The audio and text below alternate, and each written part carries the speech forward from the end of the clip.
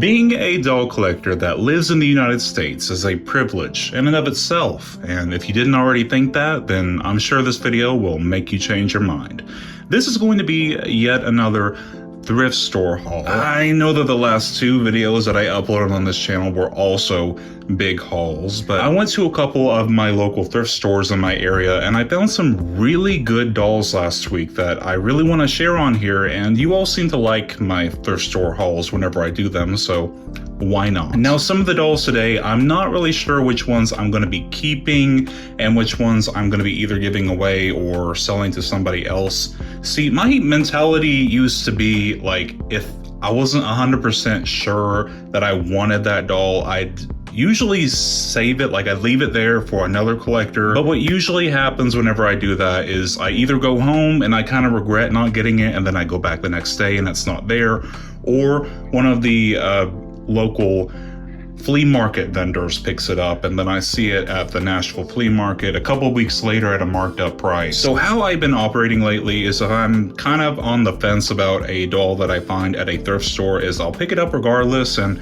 worst case scenario, I can always just redonate it back to the thrift store. It's no big issue. Now, the first doll that I'm going to be looking at today is this Barbie Basic doll that I picked up at McKay's for only $4. And I found a lot of awesome dolls at McKay's. That's where most of these are going to be coming from. I was kind of on the fence about her because she's very beautiful. Well, let me get her out of the packaging first. She's sadly one of those Barbie dolls where I'm like, you know, she's beautiful, but there's not really like anything that stands out about her that justifies me adding her to the collection, as picky as I am. Now, I'm not sure what particular number she is, but she uses the goddess face sculpt, and she has a very beautiful tan complexion with some dark brown hair. And the facial screening on her is also very beautiful. The main flaw about this doll, though, and something that had me questioning whether or not I wanted to get her, is that she has glue head, unfortunately, and some of that glue has unfortunately seeped into her hair. So if I do decide to keep her, I will do a de-gluing treatment on her. But she's beautiful, and I'm sure if I don't end up keeping her, that one of my friends will appreciate getting her as a gift, or maybe I can have somebody buy her off of me for a reasonable price. And if nothing else, she came with this very beautiful, like, it looks blue on camera, but it's like this emerald green color, like jewel tone dress. The next doll that I decided to pick up is this really handsome Ken doll from the early 2000s, who is also the same price. I believe this is movie date Ken from the early 2000s, and he has the modified Superstar Ken head sculpt. I think that's what this is called.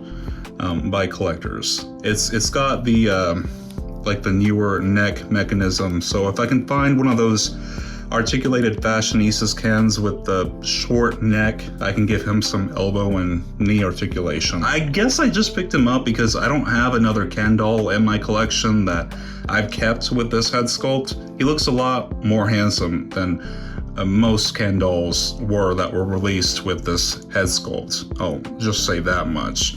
I'm not sure if this is his original outfit or not. It might not be, but I could use these shorts. Now, this is probably one of my best finds from that lot, and he was only $2, so he was cheaper than all of the others. And this is the Happy Family Grandpa Barbie. I was so ecstatic to find him there, because if you watched my last video, you'll know that Doll Junk sent me, his partner, he sent me the Happy Family Grandma Barbie, so now I have both of them. They actually had another grandma there, so they must have been donated together, and I bought her, and I ended up gifting her to Stovall because he was very adamant in wanting her as well. But I'm so happy that I was able to get him for only $2, because this guy is not cheap online. He's kind of got a little bit of a like Bieber fever hairstyle going on right now. See, this is my issue when Mattel roots dolls with short hair, because if they don't have like an insane amount of gel in it, like basically helmet hair, then it just goes crazy. So I'm either going to have to just put a hat on him or like somehow sculpt him like a new hairstyle with epoxy, or you know, maybe the late 2000s Justin Bieber hairstyle works perfectly for him because it would make sense for an older man to have an out-of-date hairstyle. But I love his gray hair color and these streaks of white hair on the sides of his face. I also love how they painted his face. He just looks really kind. You can see some like subtle wrinkles like on his forehead and under his eyes. And the same thing with him. They never used this face sculpt again, unfortunately. But I guess it just makes him unique. I didn't notice that these dolls actually came with painted on wedding rings. That's a neat little detail. I also got 2 budget beach Barbies from the early 2000s. This is Palm Beach Leia and Palm Beach Midge. Now, I actually already have this Midge, and I kind of use her as like my ultimate Midge doll. I posted a restyle of her on my community tab a couple days ago, but it doesn't hurt to have another one. I might end up giving her away though. This is my favorite Midge doll, though, that was released with the Diva face sculpt. I really love her like icy blue eyeshadow, and the fact that they included her signature freckles. The rest of her makeup is pretty neutral, and that's actually a good thing in my opinion, and is why I like these early 2000s beach Barbies, because it makes it a lot easier to restyle them and not have to worry about any limiting makeup colors to work the outfit off of. I did dress her in all blue though, just because it matches her orange hair and her frosty blue eyeshadow. I just really wish that we had a better skin tone match in Mate's Move for this like orangish skin tone that a lot of these older Barbies have. I did not have Palm Beach Leia though, so this is definitely a new addition to my collection. I wouldn't say that her facial screening is as pretty as the Lunar New Year Leia that Timothy sent me last year, but she is still very beautiful. I think it's really interesting how they decided to give her lavender eyes. It's a really unnatural eye color, though I have seen people who have had albinism and they have lavender eyes. Ironically, the albino Barbie does not have lavender eyes, but this Leia does. And it looks really awesome with her painted on swimsuit. I gotta say, these swimsuits that they painted on them, I don't think they look awful. And these were actually painted on with a purpose, not just to be cheap, because these were meant as beach Barbies, and their clothes being printed on means that kids won't lose them whenever they take them swimming. But they painted the swimsuits in this like metallic paint with like a shimmer finish on top of it, because how the light reflects off of this swimsuit, especially if you put it out in the sun with all this glitter, I'm sure it looks really, really cool. She also has a cute little flower choker. While we are on the subject of beach dolls, I also picked up these 2 Mermaidia Barbies from the early 2000s as well there. These were both also super cheap. Kayla was a little cheaper, and you will see why here in a minute. No joke, I think that the Mermaidia collection that Mattel released in the early 2000s are probably the best playline mermaid dolls that Mattel has ever released or will ever release. I'm not sure if this one is supposed to be Christy, but she uses the Asha head sculpt from the Shawnee doll line. But I just really love how they did the tail on them. Like, it's got a hard plastic core, but it's wrapped in this rubber material, so you can still bend it. It's got like a little joint in the middle. The bottom fin is also on a joint, so this fin has really good articulation. This doll would be so magical to take to the beach as a kid and pretend that she was swimming with all this articulation that she has. I really wish that this is how MGA did the Mermaids dolls, because those dolls were basically statues, and they couldn't bend their fins at all, and I think it was to their detriment, because it just isn't really fun to play with a doll like that, a mermaid doll that doesn't have any sort of fin articulation, in my opinion, and it was definitely to their detriment. I guess you gotta learn the hard way sometimes. There were 3 versions of this doll released. There was the Barbie version that was pink, there was this version which is yellow, and there was Kayla, who is the most sought after one, who is blue. And they're all different colors, but they all have this like pearlescent finish on them, which just like the glitter swimsuits on those budget dolls, I'm sure they look really cool in the sunlight reflecting all the colors. and also these have little jewel embellishments on them. And she comes with 2 colors of hair. She has this like orange streak in the back, but most of it is this blonde color. This is saran though, so it can be repaired and it can be fixed. And here is Barbie Mermaidia Kayla, the most sought after doll from that set. And the reason why she was cheaper than Asha is because her tail is ripped. That is so unfortunate, but at least you can kind of see how the tail mechanism works now, because we can peel her flesh back and you can kind of see the like the gear underneath. It's got like a metal bar that feeds through and connects the top and bottom piece so that it can move back and forth. This was so fun to play with in the early 2000s. I had a Barbie doll that was made like this, but it wasn't from this set. I wish I had one from this set as a kid because these are so beautiful looking. But I'm definitely not gonna be playing around with her. She will be only for display after I fix this mess of hair of hers. I'm not sure why Kayla is more sought after than the other 2 from the set. Maybe she was made in lesser quantities than Barbie and Asha were. I know I wanted her because of this beautiful shade of aqua blue that she represents. I mean, this is just a beautiful doll. And I'm just now noticing that they actually have jewels on their fin as well. Looks like one has fallen off, but that's okay. She also has blue streaks in her hair as well. All the dolls in this collection had blonde hair, but they did have a colored streak at the back. She also comes with a very beautiful blue crown and has a gorgeous facial screening as well. Now this is definitely a unique addition to the collection. If you don't know, this is a Spectra doll from the 1980s that I found at the Nashville flea market. I'm not sure like what her name is, but this is the gold version. The Spectra line of dolls was another short-lived Mattel brand from the 1980s that used a lot of parts from their Barbie line. Like this is literally the karate Barbie body. Though her wrists and her ankles, this is something that I always wondered about Spectra dolls, is because their wrists and their ankles have like a cut at it. And I'm not sure like if they were once meant to have articulation there. They don't, by the way. They don't have any articulation there, or if that's just meant to make them look more like robots.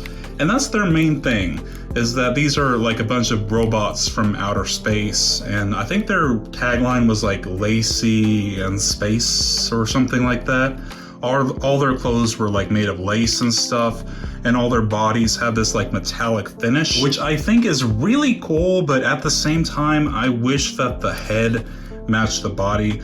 I know it's kind of hard to, or it might not even be possible to make a rubber doll head that has this like metallic finish. And if it's not, then I wish they would have just all been like fantasy skin tones or something. It's just a little disturbing for me for them to have like a flesh colored head and then a metallic robot body. Like the implications of that are a little unsettling. But I got her mostly because I'm probably going to customize her in some way, and all the dolls in this collection had unique head sculpts that never migrated over into the Barbie doll line, unfortunately, after this line was discontinued. I don't know why. I don't know why that is, but these head sculpts were never used for Barbie outside of the Spectra line. But I think they're really cute. I think this sculpt in particular is very adorable with its wide smile and its little dimples. Reminds me a little of the Shawnee head sculpt from the Barbie doll line. I'd be interested to see how this face sculpt would look with a more like modern facial screening. Because right now she's got like that 1980s like very colorful eyeshadow going on. She's got little shapes on her cheeks, and her hair is a mess, I gotta say. It's this like metallic gold color, and it's got these strands of tinsel in it.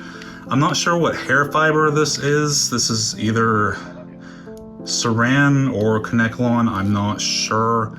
And it was tied up at one point. I'm not sure if this is the original elastic or if some kid just put it up like that, but she'll be fun to experiment with regardless. I also picked up this guy, who's another character from the Happy Family collection. I think somebody just donated their entire early 2000s childhood toy box. But this is a vintage Happy Family Ryan doll from the early 2000s who was Midge's boyfriend, or like her husband, because he's got a wedding ring. They got married back then and had a kid, I believe. I don't know, there was like a whole storyline, but I mostly got him because of his unique face sculpt, which now that I'm looking at it, I never thought about it before, but a lot of the older Ken head sculpts were a lot more sculpted than some of the female Barbie head sculpts were. There's just like an odd amount of sculpting to where he almost looks less cartoony or like he's from a different universe than the female